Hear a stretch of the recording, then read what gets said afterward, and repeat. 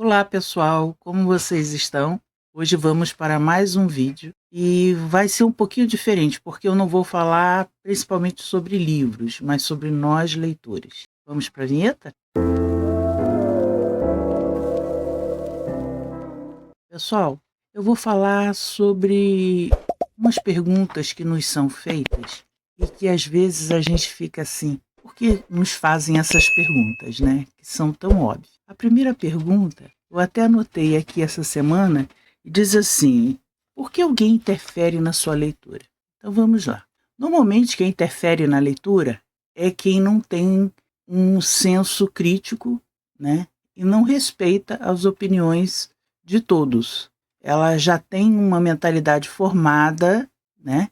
E aí ela vem com essa pergunta. Então é o seguinte: interferir na leitura pode ser vários aspectos. O que interfere pode ser o ambiente, o seu estado de espírito. Às vezes você tem algum problema que não faz você fixar aquela leitura. E muitas vezes você escolhe um determinado tipo de leitura de acordo com o seu momento, o que você está vivendo. Às vezes você está vivendo uma doença familiar, ou uma perda, ou uma separação inesperada. Então, você não vai pegar um livro clássico para ler, você vai pegar, às vezes, uma autoajuda. Eu sou contra a autoajuda. Eu prefiro mais procurar, por exemplo, a vida dos santos. Elas me ensinam muitas coisas, como eles superaram obstáculos como seres humanos. Então, aí não é uma ficção, é uma vivência que eles estão ali passando por aqueles obstáculos e eles nos deixam as histórias deles como eles fizeram que tudo fosse diferente, como se tudo fosse possível, quando aquela imagem parece ser impossível, né?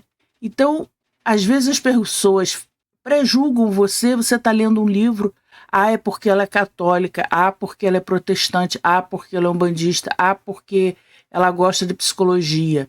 Você vê, tá um leque aí de situações, de livros, de momentos, de personalidade, de identidade. Então a gente não deve rotular as pessoas. Porque eu leio clássico, eu sou melhor do que a pessoa que escolhe um livro, um romance barato. Depende muito do momento que essa pessoa está vivendo. Eu, por exemplo, quando vivo questões difíceis, como eu vivo atualmente, uma questão de dúvidas e incertezas, eu procuro ver a vida dos santos. Porque eles viveram numa época em que havia guerras, pestes, não havia internet, não havia informação, e eles sobreviveram sobre tudo isso, viveram uma vida simples do cotidiano, às vezes ajudando as pessoas que estavam doentes, e não, naquela época era muito difícil você ter uma pessoa formada em medicina, então a maioria dos sacerdotes, eles ajudavam essas pessoas nos seus mosteiros, às vezes tinha uma perda muito grande, ou uma questão política até mesmo, que evitava com que eles pregassem, e aí eles foram para lá e conseguiram converter almas. Então isso é muito importante para mim. Não digo que seja para você. Para você pode ser uma autoajuda, um livro espírita. Isso depende da sua formação cristã. Ou não. Você pode ser um ateu. Não impede você de repente, pegar um Santo Agostinho, Confissões e ler. Você pode não ser católico, mas você, de repente, se identifica. Então isso é muito relativo, gente. A gente não pode botar rótulos. E outra coisa, nem sempre a leitura nos leva a um excelente vocabulário. Para você ter um vocabulário, você tem que ter uma base sólida na infância. Vamos supor, vou dar o meu exemplo. A minha mãe semi-analfabeta, meu pai com pouco estudo, mas meu pai era um leitor assíduo. A minha mãe falava muitas palavras erradas dentro de casa. Quando eu ia para a escola, eu falava as mesmas palavras que a minha mãe falava em casa. E por incrível que pareça, as pessoas riam, mas não corrigiam. Depois que eu comecei a entender, comecei a ver como as pessoas falavam, aí eu comecei a ver que eu estava falando errado. Mas nunca tinha aquela pessoa que te corrigisse com aquele sentimento de que vou corrigir ela, porque ela está falando uma palavra errada, e ela pode falar isso para uma outra pessoa, né? Então, é assim, gente, a gente vai construindo o nosso vocabulário baseado no que a gente vê, do que a gente lê. Às vezes a gente lê um livro, um clássico, e não nos prendemos à gramática nem à forma do livro. A gente se prende à história. Então, o vocabulário é relativo nesse aspecto. Eu estou falando uma pessoa que conviveu com vários leitores. E tem pessoas que têm dificuldade em atenção, tem pessoas que têm a saúde mental prejudicada pela ansiedade e pela depressão, que não têm a mesma atenção do que outras pessoas que não têm esse problema captam na leitura. E pessoas que tomam, por exemplo, antidepressivo, remédio para ansiedade, perdem muito essa questão da atenção, né? E isso é uma coisa que você já vê até na bula do próprio remédio, que diz isso. E a questão também das pessoas que têm TDAH e que tomam remédios, né? E que tem seu psicólogo ou tem algum tipo de tratamento que melhore isso, ótimo, mas tem pessoas que têm isso e não tem tratamento, não tem como procurar ajuda, né? Principalmente em determinados estados. Tem estados no Brasil que são mais fáceis o acesso à saúde. Tem outros estados, como o Rio de Janeiro, por exemplo, que isso é quase impossível. Se uma pessoa que está em doença grave fica numa fila de eterno, você imagina o que dirá ela para procurar uma saúde mental, procurar um tratamento, procurar um medicamento, né? Então é isso que eu tenho para falar com vocês.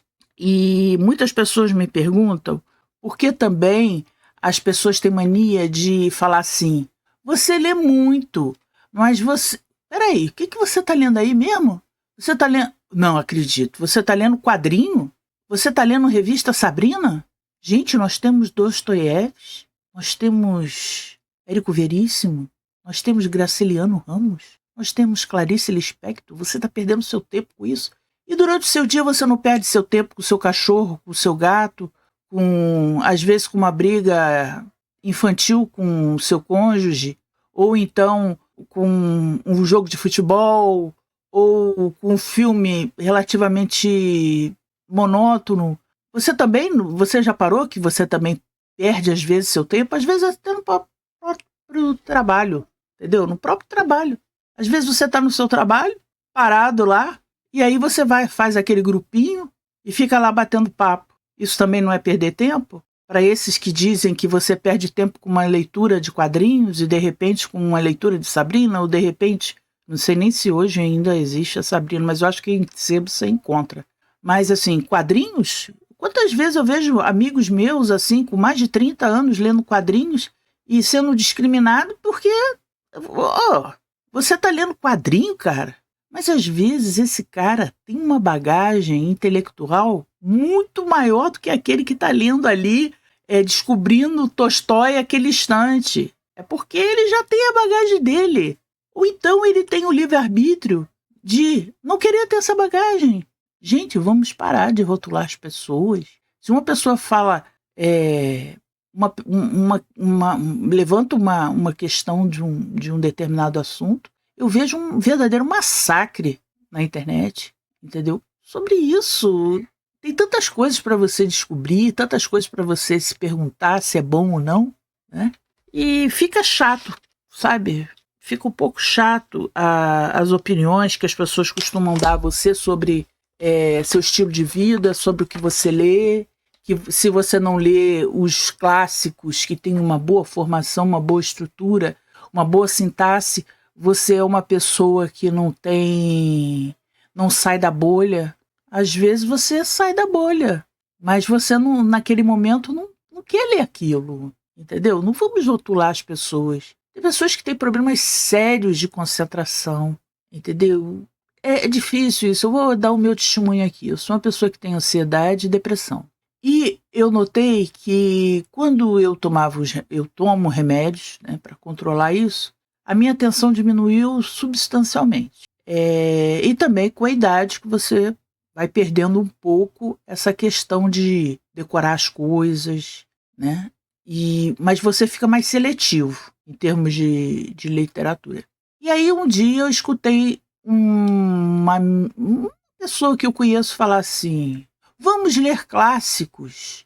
Nós precisamos ler clássicos, melhorar o nosso vocabulário. Vamos ver, tudo na literatura tem que haver com filosofia. Você tem que ter filosofia. Aí você para e pensa. Filosofia, eu já tive aulas de filosofia, né?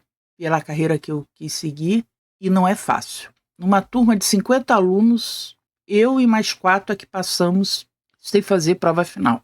E filosofia não é para todos. Hoje, no atual estágio que eu estou, eu não conseguiria acompanhar a turma que eu acompanhei naquela época, devido aos problemas que eu tive de perdas e que hoje eu não estaria preparada para acompanhar a turma. Esses 4 que passaram, nós tínhamos os mesmos pensamentos, as mesmas conclusões sobre os temas, apesar de termos filósofos diferentes, uns que partiam para os filósofos mais ligados à linha marxistas, outros mais voltados para a minha linha, que é a linha da fé e razão. Então, ficávamos assim, em cima de um, por exemplo, eu admirava demais Tomás Aquino, ele já gostava de Marx. Então, era assim uma discussão, mas tudo dentro de uma linha que não tinha ofensas, não tinha agressividade e tinha, sim, argumentos e contra-argumentos. Tudo uma boa, gente. Não tinha discussão, não tinha você é isso, você é aquilo, você é isso, você é aquilo, não tinha nada disso. Não tinha nada de proletariado, nem burguesia, nem meu companheiro, não tinha nada disso. A gente discutia o que o filósofo estava mostrando ali pra gente. Hoje é diferente, hoje é um combate que você tem em querer argumentar uma ideia dessa. Uma pessoa que ela nunca vai aceitar isso, esquece porque não vai aceitar. O jovem não aceita. Ele parte logo para a ignorância, porque foi lhe dada essa liberdade. Não foi lhe dado uma disciplina em que você primeiro escuta para depois você argumentar. E dessa discussão você vai entrar num denominador comum. Aí pronto. Aí você resolve. Você tem a sua opinião, eu tenho a minha, vamos aqui argumentarmos e chegarmos um pouquinho para o seu lado e um pouquinho para o meu. Estava encerrado aí, tá, gente? Então, os intelectuais russos, eu nunca gostei de me aprofundar muito. Por quê? Eu vou dizer sinceramente, na internet atualmente está uma onda de russos que, meu Deus do céu, nem na época que eu fiz faculdade se falava tanto em russos assim.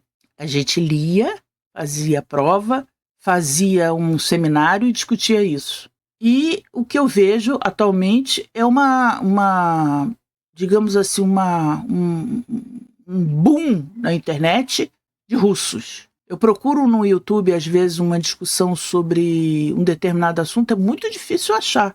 É muito difícil achar uma discussão assim que vá pela linha que eu tenho com relação aos russos. Muito difícil. Quando eu falo Dom Quixote, que não é russo, gente, pelo amor de Deus, eu estou só citando um exemplo. Quando eu falo Dom Quixote, meu marido fala assim, você tem uma prateleira inteira de Dom Quixote. Sim, eu tenho. Por quê? As traduções que nós temos e nós tínhamos são muito diferentes. E entrando nesse assunto, eu vou falar no assunto do vídeo passado, que foi um assunto sobre os noivos, que é um clássico. Mas ninguém fala. Ele é um autor italiano. E ninguém fala. Todo mundo fala de Tolstói, de Doutor. Todo mundo fala Doutor, né? E Ivan, e todo mundo fala do Zisk, né? E esquece de falar de um autor italiano maravilhoso, atualíssimo, apesar da época que viveu. Ninguém fala.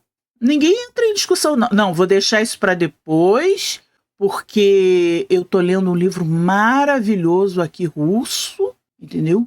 Guimarães Rosa é maravilhoso. Também descobriram Guimarães Rosa agora, gente. Eu descobri ele há tanto tempo. Nossa, teve até série na televisão.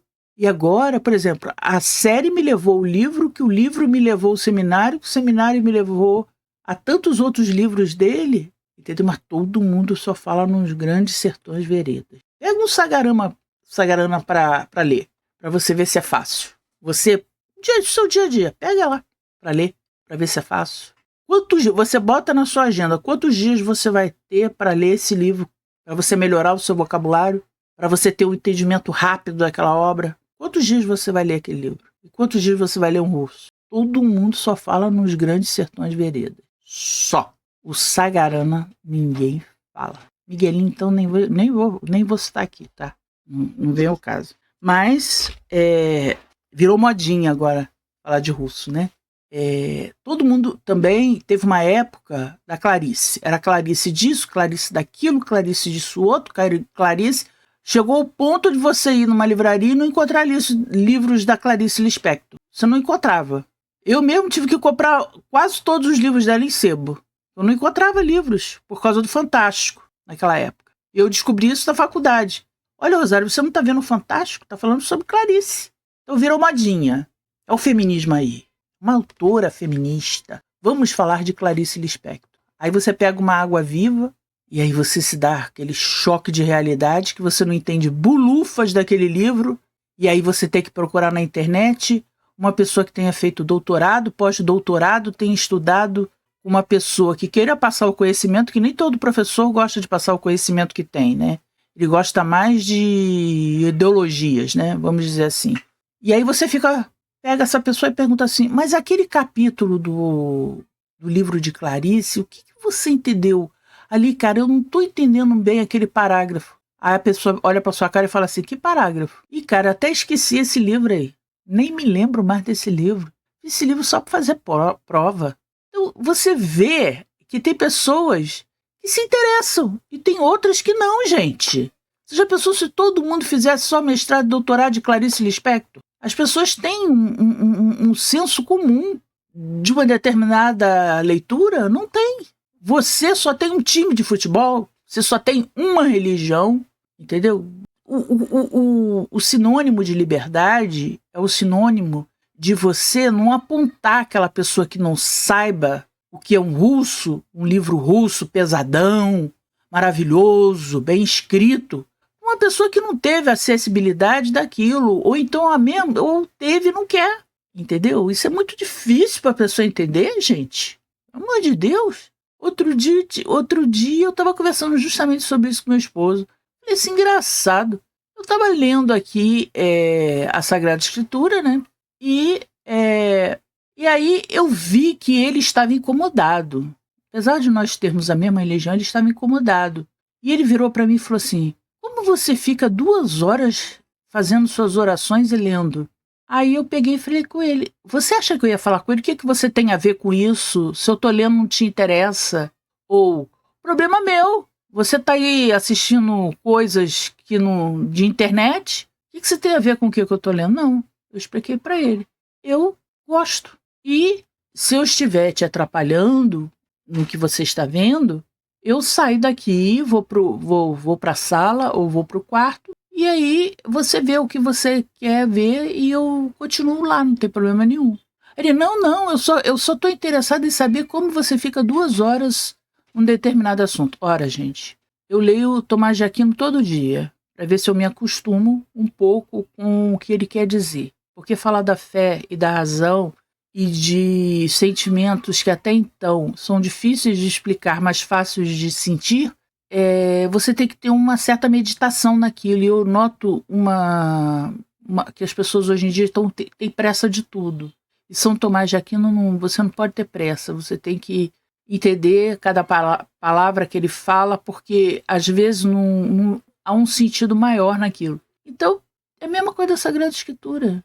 Eu não vou interpretar aquilo no pé da letra. Eu vou procurar saber de teólogos, de estudos, dentro da minha linha que eu escolhi. Claro, eu não vou procurar uma linha protestantista. Não que eu tenha nada contra eles, mas eu vou procurar pelos doutores da minha igreja, né? E se eu não encontrar, quem sabe eu posso também ler algum artigo, alguma coisa assim de outra denominação.